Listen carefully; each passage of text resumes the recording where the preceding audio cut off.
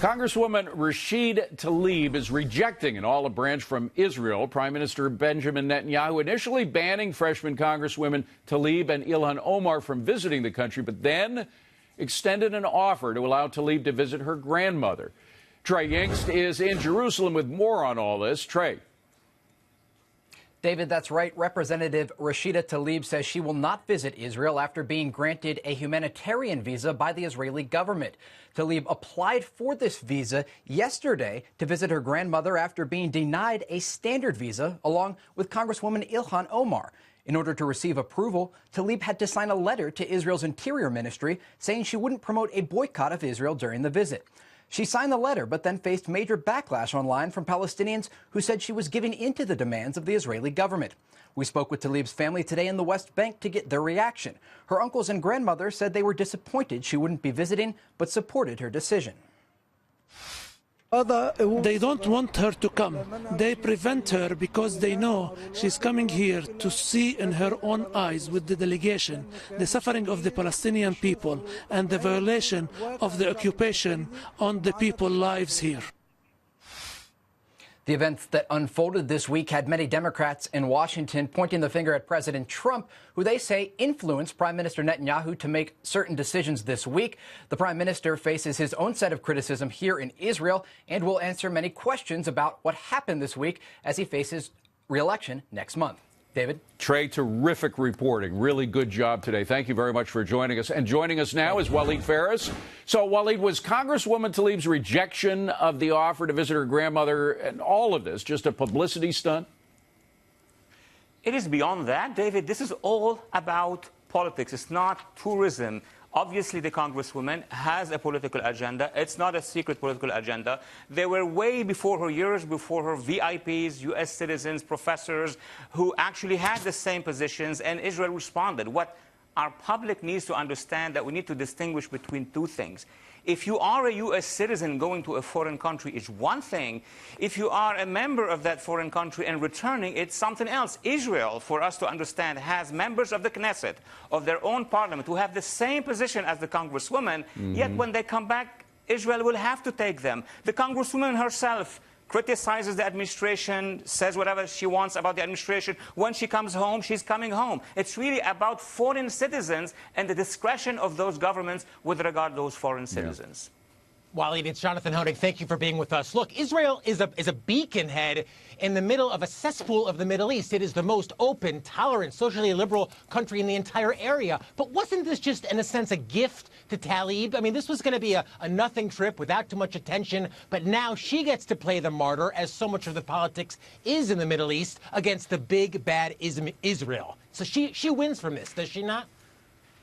Look, many are making the case, but governments make political calculations. So for Prime Minister Bibi Netanyahu, for him, if he lets her go in and blast Israel and issues that are very dear to the Israelis in terms of legitimacy, he will have a large segment of his political party and of other political parties go against him. He just calculated. The same would apply here. But the difference between Israel and many other countries that you have mentioned is that Israel still allowed her to go on a private level, versus imagine Syria or Hezbollah-controlled Lebanon. They wouldn't allow me to go because I criticize Hezbollah openly. So there are differences, obviously, between Israel and other countries, but this is a political calculation by those governments. Yeah. Hey, Walid, Gary Smith, like Jonathan said, thanks for being on the show. I agree 100% with Israel's stance. They are always... Which one? They're being picked on. They've been for centuries, to be honest with you, and only the U.S. takes their side. But here's my question. Do you think this is going to happen again, or has this happened in the past with Israel? And do you think there was any backroom negotiations between President Trump and Netanyahu on this issue? There is always backroom negotiation. I mean, this is what we learn in political science, international relations. Everything we see has even double the size of volume of negotiations. I remind our audience that years ago, a prominent professor from Columbia University, Edward Said, traveled to Lebanon, to southern Lebanon, and he's from Palestinian descent, but he's a U.S. citizen, and start throwing, symbolically, of course, stones against Israel. Obviously, this is not going to please the Israelis in terms of media, and they had that problem with him. But times governments will talk to each other, to other governments, and try to find political solutions for the matter. Walid, is there any way that you can shed some light on what her boycott against Israel was really all about? Because I've heard that it was really quite severe in terms of the message that was coming across. And I think if viewers would understand that, they may understand why Israel reacted the way it did. Look, the reason for why we are discussing this with this dimension is not the actual movement or idea. The BDS is many years old. I mean, everything we're discussing now, the far left here, and of course the pro-Iran, pro-Hamas factions, for many years have been promoting. It's because you have now members of the U.S. Congress for the first time since last fall who are pushing for this agenda. It just politicized it to a level unseen and unheard of before. Yeah, well, clearly BDS, the group that they support, wants to get rid of Israel. They just want to get rid of it off the map. It's that simple. So why should Israel have them there? Walid, I want to get your take on something else that's happening. President Trump and Secretary of State Mike Pompeo meeting with advisors this afternoon to discuss working with the Taliban on a deal that could mean pulling most U.S. troops out of Afghanistan. Now, we've been in there too long. Most people think we have too many troops there. But can we trust the Taliban in a deal? I'll begin by the end of my statement. No, we cannot trust the Taliban before the Taliban reform. So that's almost mathematics.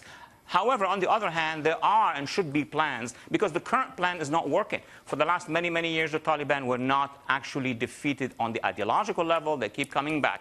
My concern is if we do it very fast, we just withdraw and don't look back at what the Afghan government can do, the Taliban can take back all of Afghanistan, or at least 80% of Afghanistan, and that would be a new problem. So we have to be very careful in the next plan, Plan B, for Afghanistan. Boy, I'll say. Walid Phares, wonderful to have your opinion, to have your view of things. Thank you for being here. Hope to see you again soon.